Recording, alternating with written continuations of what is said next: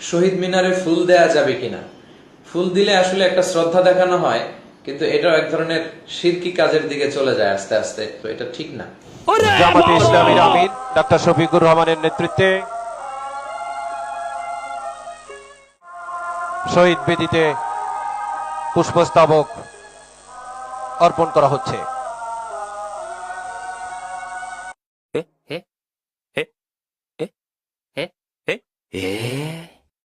নিয়ে যারা ফতোয়াবাজি করছেন তাদের জন্য শেষ কথা এই যে আমির এই জামাত সহ যারাই ফুল দিয়েছে এরা কোনো কবরে কোনো লাশের কাছে ফুল দেয়নি, এরা দিয়েছে একটা মিনার বানানো পাথরের কাছে।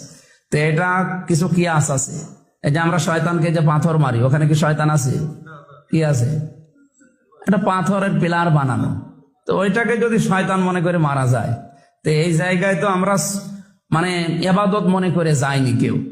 যারা গেছে তাদের কথা বাদ দেন, কিন্তু আমার যারা দায়িত্বশীল এরা কেউ এই সমস্ত জায়গায় ইবাদত মনে করে যায়নি। রাত 12টার একে আমাকেও কল দিয়েছিল বিভিন্ন জায়গা থেকে, আমার শরীর ভালো ছিল না, এই জন্য আমি আসতে পারি না।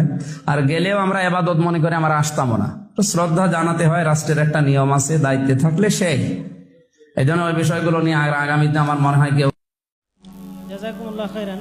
শেখ, শহীদ মিনারে ফুল দেওয়া বৈধ কিনা? বৈধ হওয়ার তো প্রশ্নই ওঠে না, শিরিক কিনা এটা প্রশ্ন।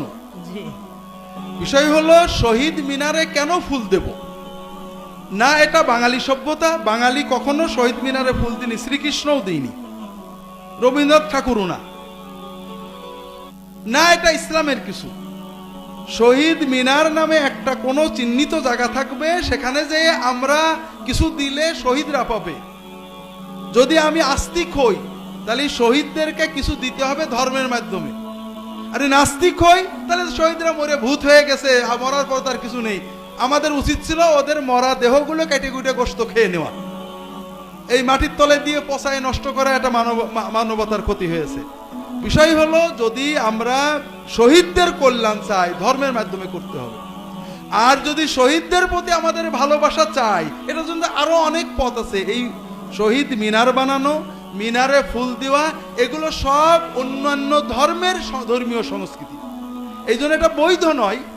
যারা করেন তারা শিরকি কর্মের অনুকরণ করার কারণে গুনাহগার হবেন। তবে যেহেতু তারা ওখানে কোনো দেবত্বের ভক্তি করছেন না, আশা করি মুশরিক হবেন না, তবে এটা গুনাহের কাজ না।